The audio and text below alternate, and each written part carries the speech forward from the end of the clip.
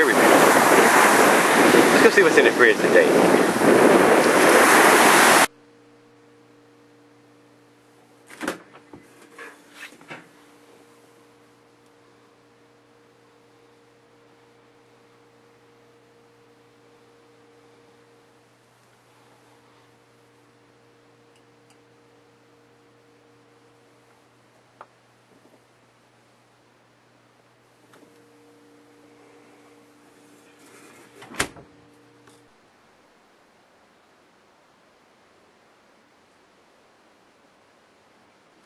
Hello everybody, thanks for stopping by Gregsbeerreviews today. Today's beer comes from across the pond. This is J.W. Lee's Harvest Ale, brewed in 2010. And this is a tiny little bottle too, guys. This is 9.3 U.S. fluid ounces. And this was not a cheap beer. I actually purchased this out at Wine Gourmet, and it was like $8.99 for this 9 ounces. So that's almost $1 an ounce. That's pretty pricey. So if I wasn't doing beer reviews, I would probably pass this by just because of the size of the bottle and the price of the bottle. So I mean, it's very pricey for this little tiny bottle. And like I told you guys, I mean, you may be able to find this cheaper in a smaller beer store, but the one that I've got this from is in a high rent district, and they have to charge big prices to pay the rent evidently. So I don't see me, even if it's a beer, a 9 or a 10, I don't see me purchasing it again just because of the price and the size of the bottle. Like I said, if I can find it cheaper and it's a good beer, it may be something I might entertain. Like I said, I've had this one for a while. This is a 2010 version of this, so it's 2 to 3 years old. The J.W. Lee's, they're out of England. This is an English barley wine at 11.50 ABV, so pretty big beer.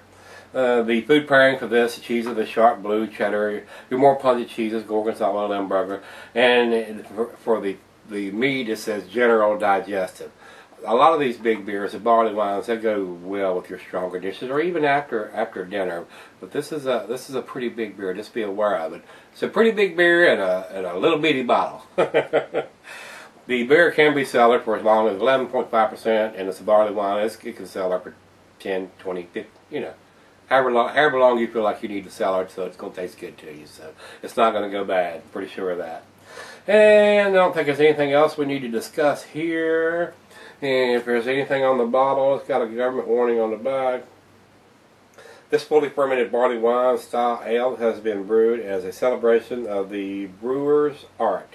It can be enjoyed now or laid down like a fine wine for enjoyment in years to come. I've never seen brewers say to lay their bottles down. I mean, everyone I've ever talked to like to have theirs stored straight up, so all the sediment, if there is any, accumulates down here and not along the side of the bottle. So I don't know if I'd agree with that guy.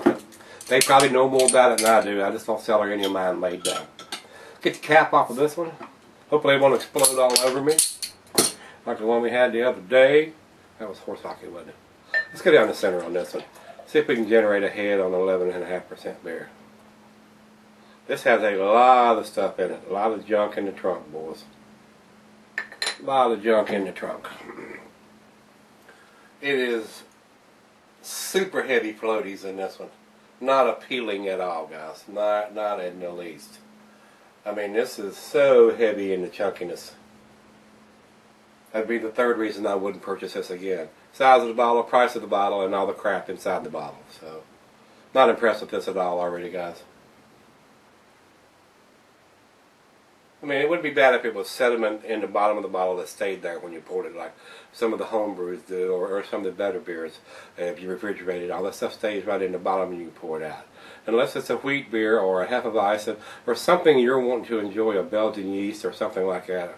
I'm just not a big fan of that. And looking at this, it doesn't even make me thirsty. It doesn't make me want to drink it at all.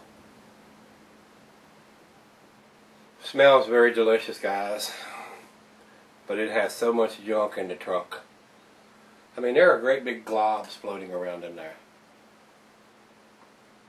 This is not natural to me. I mean, there's nothing appealing about that at all. So, I don't know. Well, it is what it is.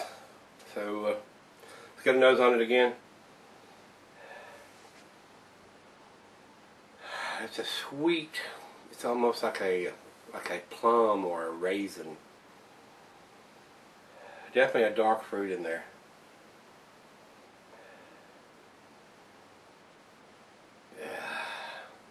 I'm getting like a candied sugar, maybe some brown sugar. I don't know if it's aged in any kind of cask or anything or not. It smells very sweet, very caramelly, a little dark fruit. Let's give it a taste. Cheers, everybody.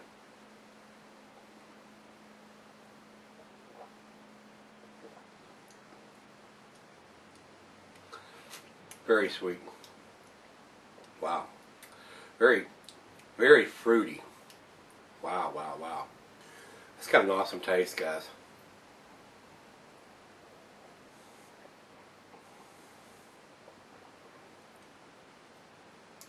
It's almost like they pour some kind of fruit mixture in there.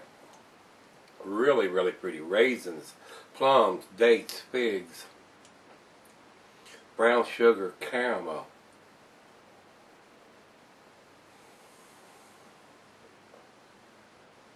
Wow. Awesome taste, guys. It's a shame it has all the floaties in it. Some people don't bother. It does. It bothers me, but we're dealing with it.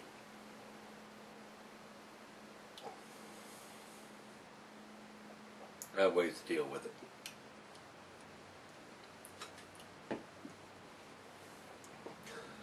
Slight hint of the booziness. I mean, it's probably about 45 degrees now. It's been out, and plus it's a small bottle. They warm up faster than the bigger bottles do. So, very tasty, very sweet. A lot of dark fruit in this one, guys. We're gonna let it warm up just a hair. Probably not very much at all. Let her taste it. Probably be back in about 15 minutes. Won't take you that long. I'll be back in 1 second. Stick around. Alright, guys, I'm back. Got just a little left here. This is a very delicious beer, other than the floaties and the size of the bottle being 9.3 and the price of the bottle being $9. That's $1 an ounce. So, pretty pricey beer. Final chug here, guys. The other half liked it a little bit more than I did, but I think it's a very tasty beer. It is. I'm gonna give it a 9 out of 10, guys. Like I said, it's a very delicious beer. If you don't mind the floaties and the price, hopefully you can pay less than I paid for this little guy here. So decent beer. I don't know about cellaring it if it's going to develop the floaties like that again. If I see another one and it's a fresher bottle, I'm going to look closely at it to see if it's got the floaties in it. Might review one fresh, but I got a feeling it's going to be awful boozy. Because I can still detect the alcohol that's in it now that it's warmed up. It's probably only been about 20 minutes or so. It's such a small bottle, there ain't a lot left there to let it warm up. I mean, it's gone. So that's what happened, and I might have to do another one, another beer after this one. So didn't wet my whistle quite good enough. Like I said, I'm going to give it a 9 out of 10. Beer Advocate says 95, which is in their world-class range. And Rate Beer has 99 overall, 97 in the style. So it's a 9 out of 10 as far as I'm concerned, but it has some deterrent factors. So if you've had this one, give me some comments back on this one. I don't know what the distribution or availability is. I got it here in Roanoke, so I would assume it's pretty widely available. Let me know if you've had it, liked it, didn't like it. As always, rate, comment, subscribe, and switch into Gregsbeerreviews.